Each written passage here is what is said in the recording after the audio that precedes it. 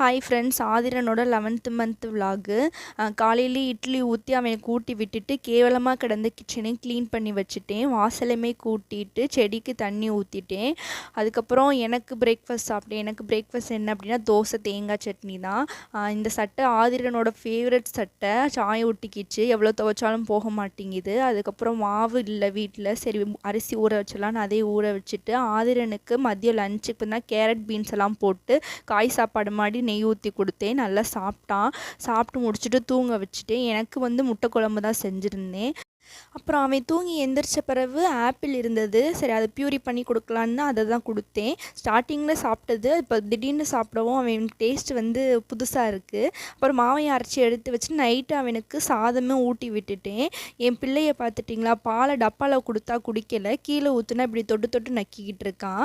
நாளைக்கு ஒரு மினி விலாகில் பார்க்கலாம். அது வரைக்கும் பாய்.